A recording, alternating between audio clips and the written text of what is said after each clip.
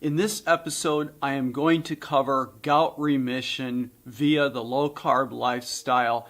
Specifically, I'm going to answer the question about food tracking, and we start right now. Hi, my name is Dr. Pete. I am a PhD biochemist and a nutrition network coach practitioner. I am a specialist in the reversal of diabetes and also in the remission of gout, in addition to obesity and also cardiovascular disease. In today's episode, we are going to discuss food tracking because I was asked this question on my YouTube channel. I've already produced a number of videos in regard to a hypothesis of gout and also gout remission in terms of the ketogenic lifestyle. And that playlist is linked above. Putting gout in remission is possible on a ketogenic diet for many people. As a first concern, you must step back and ask the question, do I have any associated conditions along with the gout?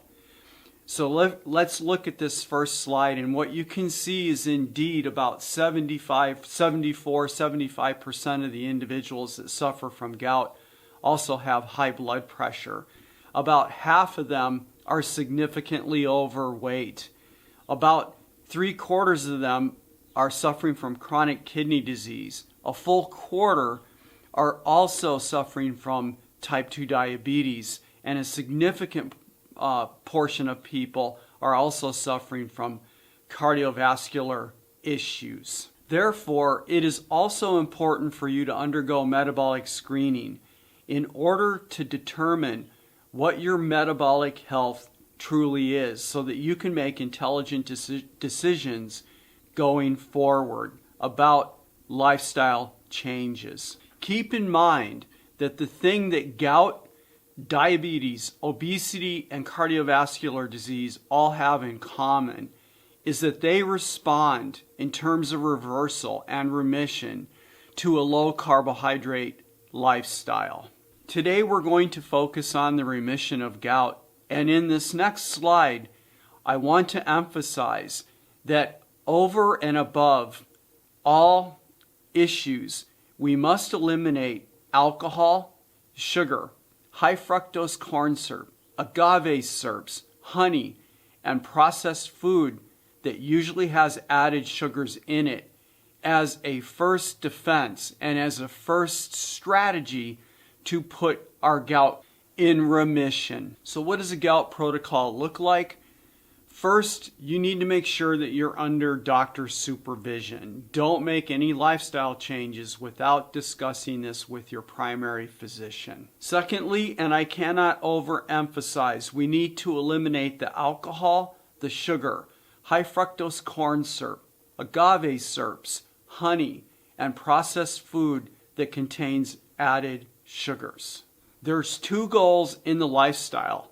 Number one, we want to lower systemic inflammation with the activation of JNK1 and IL-1 beta. So we want to bring the inflammatory cascades down. Secondly, we want a ketogenic diet which is 5% carbs, 20% protein maximum, and approximately 75% fat, because we want dietary conditions that will allow us to achieve ketosis.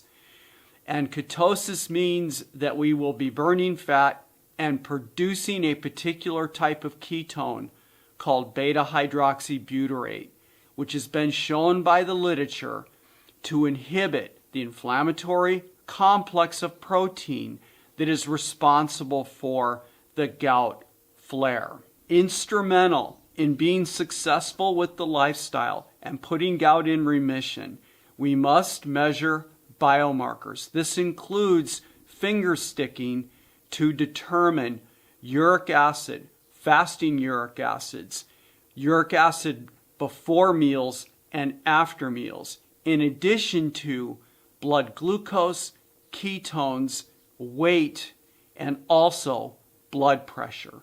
So as we get into the question of the food tracking, let's just think a little bit more about what this lifestyle looks like.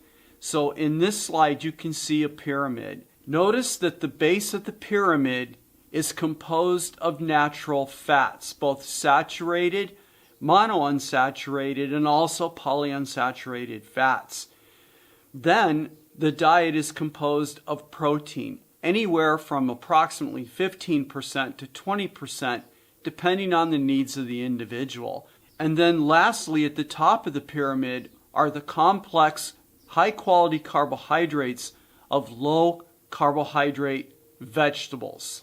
We can break the gout remission way of eating into a fundamental process composed of 3 simple steps. First, we use the plate method, which is intuitive and very simple to do. We break the plate into 3 parts. In 2 of the parts, we will have keto-approved vegetables. The portion size will be the size of a fist. In the remaining space on the plate, we will have a portion of protein, the size of a deck of cards, or the fat wallet that usually men have in their back pocket. So how does the food tracking work? First, we cook the food. Real food, right? So we're cutting it up and then we're cooking it. Next, we weigh and record what we cooked and what we are about to eat. Make sure to record the values of the weighed food.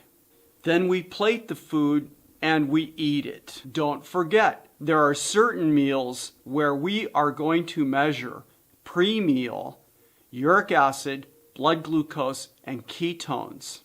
And then post-meal, uric acid, glucose, and ketones, carefully recording those values. Then once we have finished the meal, we will sit down with our food tracking app and enter the data. Okay, so we're inside my Fat Secret account.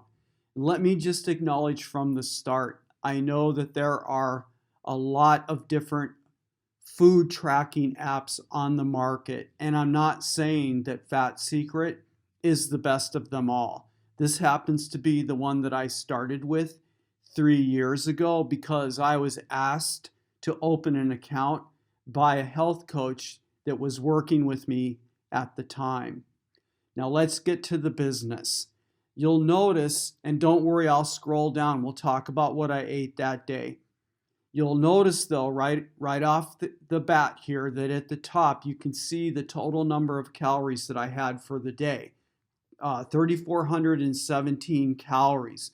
1 kcal is equal to 1 big C-A-L, 1 big cal.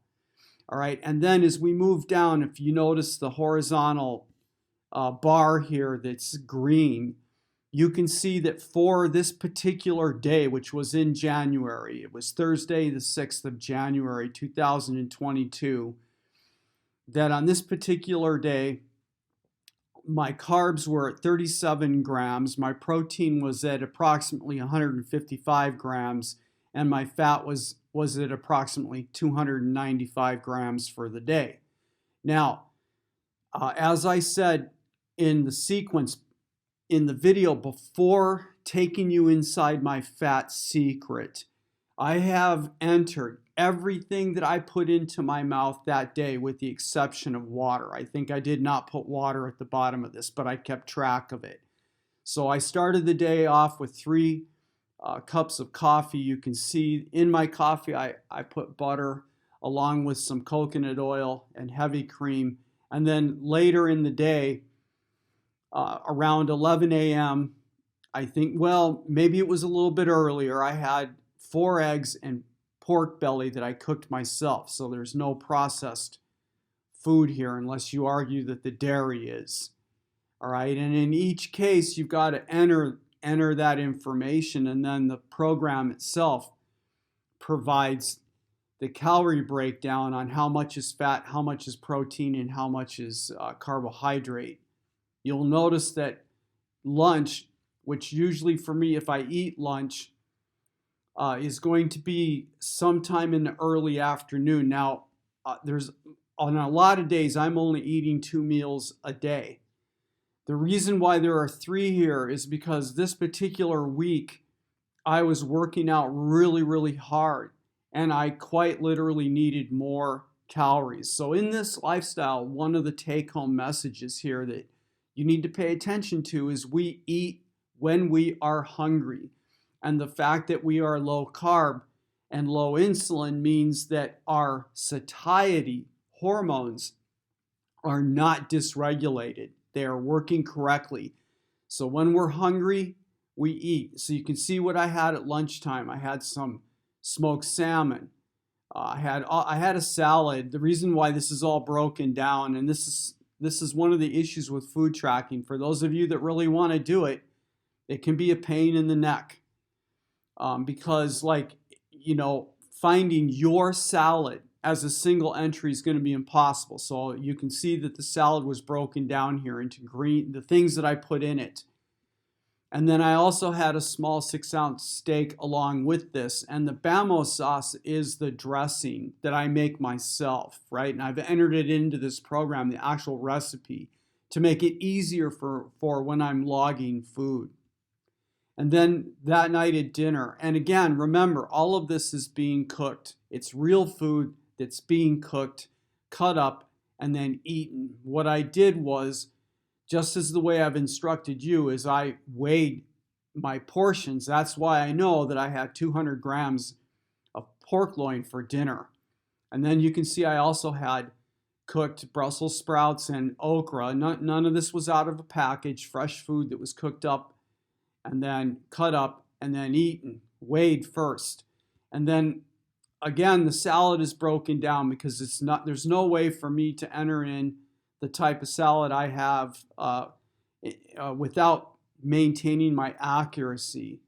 And I'm not teaching you guys in a vacuum. I'm not telling you that you should do certain things and not do them myself. So my uric acid, the morning of this day was 5.6 mg per deciliter. I was on 200 milligrams of allopurinol, and my ketones were 0.7.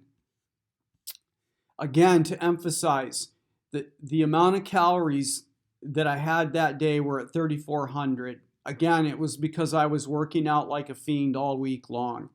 The green area here is going to give you the breakdown. You can see that day I was under 50 grams of total carbs at 37 grams. And then at the bottom here, I almost forgot.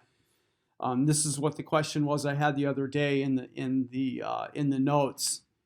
And you can see the breakdown. So for this particular day, I was at 4% carbohydrates. My fat was at 78%, and my protein was at 18%.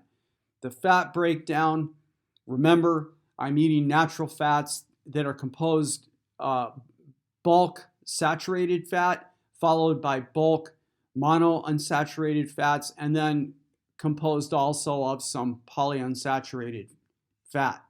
So you can see that food tracking is actually a lot of work. And I'm not advocating to do this, actually. I do it periodically, but I certainly don't do it every single day.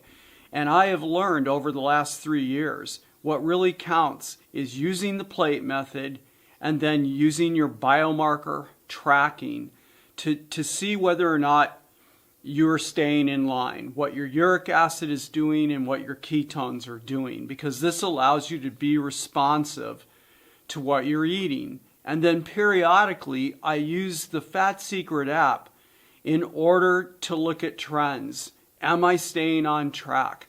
How much protein am I eating? Because I am an athlete and I'm working really hard during the week doing certain workouts and other activities. And so the question of protein for me and the recovery from those experiences require that I'm eating enough protein. So I've experimented with it, and Fat Secret has been really useful for that. By eating intuitively using the plate method, measuring biomarkers, and occasional food tracking, you will be able to optimize this lifestyle for yourself, keeping the carbs low enough so that you're in ketosis, you're managing your ketones around 1. This is going to make sure then that you're at 50 grams of total carbs per day.